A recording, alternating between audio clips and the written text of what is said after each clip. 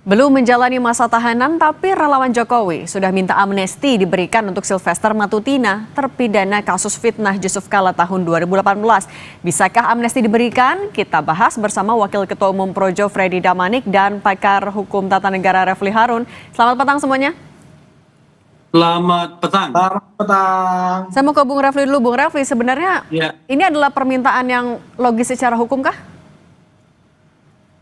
Ya tentu kalau kita bicara logis ya logis saja, namanya mereka yang dipidana ya tentu ada harapan dapat gerasi, amnesti, atau kalau sudah menjalani pidana rehabilitasi sehingga tidak terhalang untuk bekerja atau mendapatkan jabatan-jabatan publik.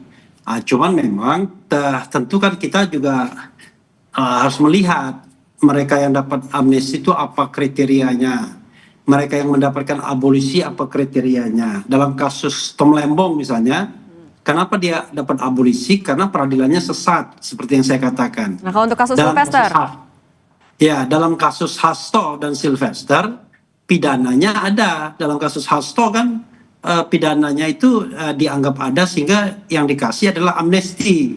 Nah, dalam kasus Sylvester, bukan hanya ada, tetapi sudah inkrah, sudah berkekuatan hukum tetap. Tapi apakah orang yang sudah berkekuatan hukum tetap dapat mendapatkan amnesti? Bisa saja, tetapi umumnya ya itu borongan amnesti itu ya. Dan yang kedua biasanya ya mereka yang sudah menjalani pidananya, entah pidananya barangkali tinggal separuh lagi atau tinggal sebentar lagi, atau seperti Gus Nur yang sudah dibebaskan bebas bersyarat dan akhirnya dapat amnesti sehingga dia tidak lagi bebas bersyarat tapi bebas murni. Nah, kalau ini belum dieksekusi tapi minta amnesti, memungkinkan nggak? Menurut saya orang akan bicara rasa keadilan kan. Ada sebuah putusan hukum yang belum dijalankan tetapi sudah meminta pengampunan.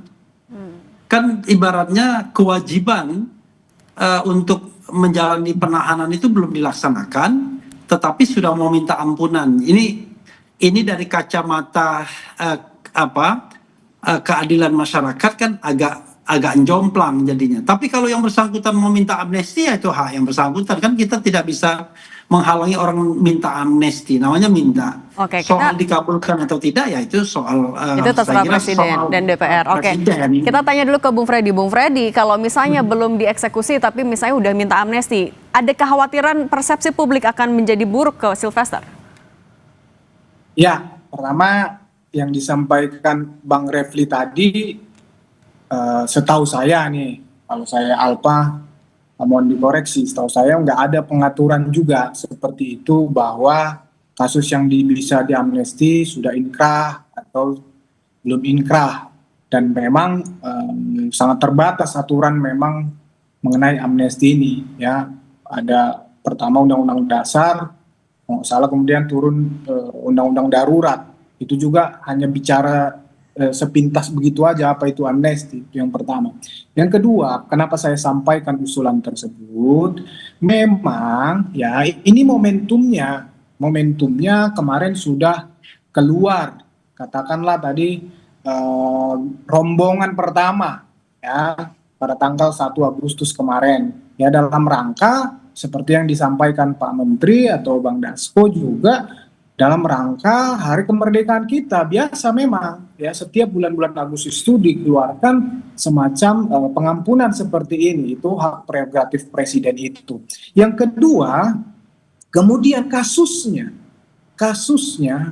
ya ini juga kasusnya mirip-mirip kasus yang berkaitan dengan politik, kasus yang berkaitan dengan kebebasan ekspresi di politik, hukum, kebebasan ekspresi. Nah, ini yang sering sekali menjadi perdebatan kita. Ya, kemudian yang berikutnya ada presiden, ya, ada presiden yang baru saja ini yang kemarin dikeluarkan rombongan pertama. Itu Ongen itu belum dieksekusi. Udah inkrah tapi belum dieksekusi. Ada presiden, ada contohnya. Nah, mungkin juga masih ada beberapa kasus yang seperti itu, yang sampai saat ini sudah di Mahkamah Agung, ya belum dieksekusi. Oke. Tadi saya baca di media sedang di list lah kasus-kasus yang mirip-mirip yang berkaitan dengan itu. Nah, ini yang Artinya paling karena penting. politis sehingga Ini pantas satu dapat lagi, amnesti gitu ya Bung sebentar. Freddy?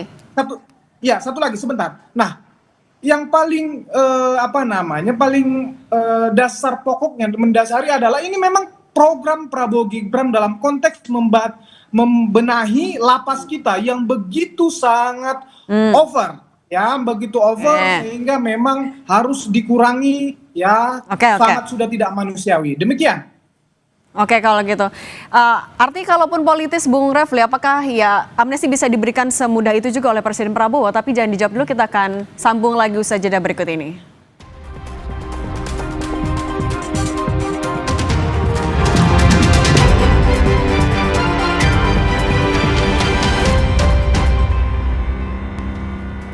Kita lanjutkan lagi dialog bersama Bung Freddy dan Bung Refli Harun. Bung Freddy, artinya mau menegaskan pernyataan Anda sebelumnya, Anda meyakini ada politisasi juga dalam kasus Bung Sylvester?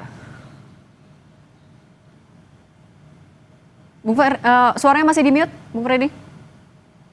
Bukan saya mengatakan politisasi, tapi faktanya kasusnya ini mirip berkaitan dengan politik. Pada saat itu Pak JK sedang berkuasa sebagai wapres.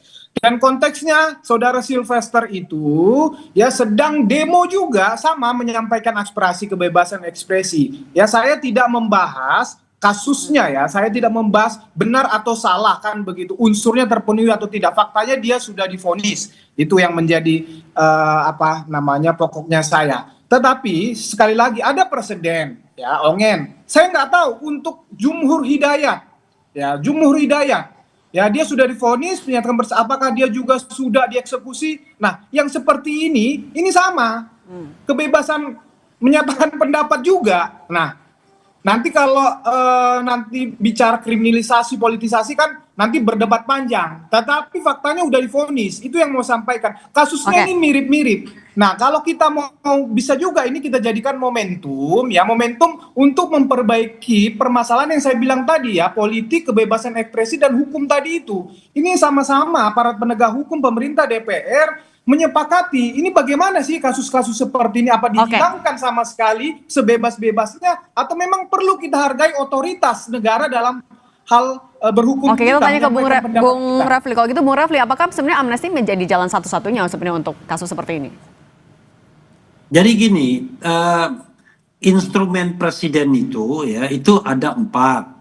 Ada amnesti, abolisi, rehabilitasi, dan gerasi. Biasanya kalau perseorangan dan diminta itu biasanya minta gerasi. Sama pengampunan juga. Bedanya adalah kalau gerasi itu diminta.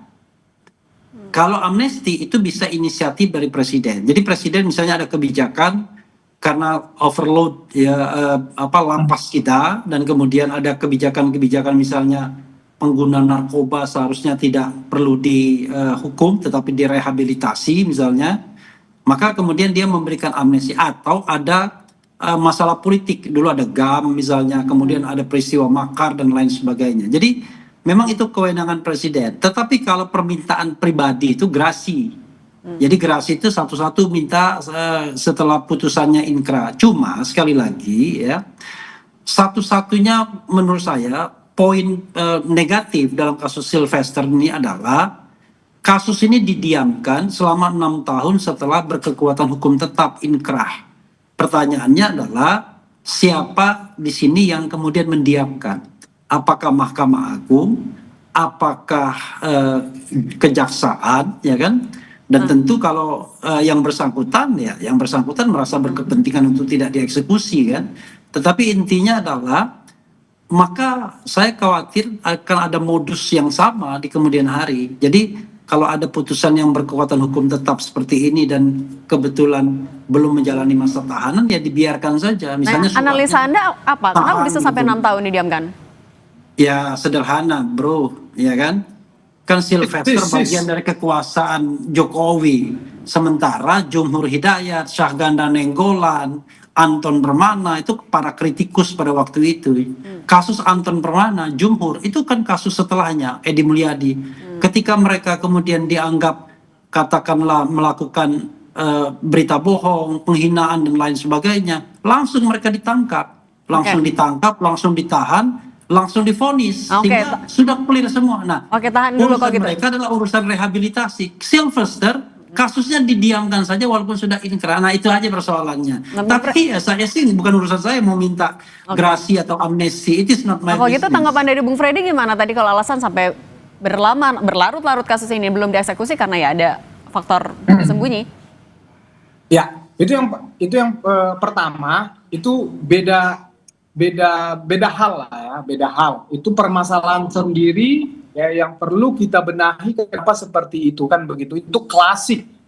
Mulai dari putusan yang tidak pernah turun, apakah itu disengaja, dikondisikan atau apa, itu klasik lah. Termasuk juga apakah memang tidak dieksekusi kan. Nah, itu lain hal. Yang saya mau gambarkan tadi adalah sebelum ke situ saya mau kasih satu lagi. Bagaimana kita Bang Refli bisa menjelaskan kasus Ongen? Kalau tadi berbicara di zaman misalnya penguasa ya. Bagaimana kita menjelaskan Ongen yang sudah divonis juga belum dieksekusi sama juga bertahun-tahun. Ya, kasusnya menghina Presiden Jokowi juga dan ada pornografinya gitu loh. Nah, cuman yang mau saya sampaikan adalah pertama tadi ada momentumnya memang ini ya, momentumnya. Yang kedua memang ini kasusnya mirip-mirip. Kalau gitu kalau ada momentumnya Anda pede Sylvester akan dapat amnesti dari Presiden? Ya kita seperti kata Bang Refli, kita mengajukan permohonan mudah-mudahan ada kloter kedua. Ini 17 Agustus, bulan Agustus ini bulan baik belum lewat. Mudah-mudahan kita berharap ada kloter kedua. Itu aja sih. Kalau gitu Bung Freddy dan Bung Refli Harun, terima kasih sudah berbagi bersama kami di Kompas Petang. Saya selalu semuanya ya. Terima